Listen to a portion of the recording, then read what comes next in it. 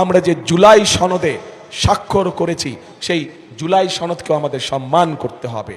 আপনাদের সকলকে অনুরোধ করব, হায়ের পক্ষে দয়া করে আপনারা রায় দিবেন। নিশ্চয়ই মনে আছে, আজকে থেকে প্রায় 2.5 বছর আগে যখন স্বৈরাচার এই দেশের মানুষের কাঁধের উপরে চেপে বসেছিল, সেই সময় বিএনপি সংস্কার প্রস্তাব দিয়েছিল দেশের মানুষের সামনে। 31 দফা সংস্কার প্রস্তাব মনে আছে? 31 দফা সংস্কার প্রস্তাব মনে আছে আপনাদের? জানেন তো? আচ্ছা, পরবর্তীতে আমরা কি দেখলাম, যে বর্তমান সরকার যখন আসলো, অন্তর্বর্তীকালীন সরকার আসলো, অন্তর্বর্তীকালীন সরকার এসে তার একটি সংস্কার কমিশন করলো এবং বাংলাদেশের প্রায় কম বেশি রাজনৈতিক দলগুলোকে সেখানে আহ্বান করলো। আমরাও গিয়েছি সেখানে, আমরা আমাদের সংস্কার প্রস্তাব আমরা দিয়েছি এবং মোটামুটিভাবে সংস্কার প্রস্তাব যেগুলো আমরা দিয়েছি, যা আমরা জনগণের সামনে অনেক আগে উপস্থাপন করেছিলাম, সেইগুলাই কম বেশিভাবে তারাও দিয়েছে।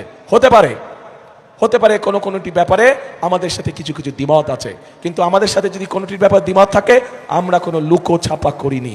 আমরা জনগণের সামনে প্রকাশ্যে বলেছি যে কোনটিতে আমরা সম্মত দিয়েছি এবং কোনটিতে আমাদের কিছু ডিসএগ্রিমেন্ট আছে, প্রকাশ্যে বলেছি। এখানে কোনো লুকো ছাপার কোনো বিষয় নাই। এখন প্রিয় ভাই বোনেরা, এই যে 12 তারিখে যে আপনারা আপনাদের পরিকল্পনা সফল করতে যাবেন, একই সাথে আরেকটি কাজ করতে হবে।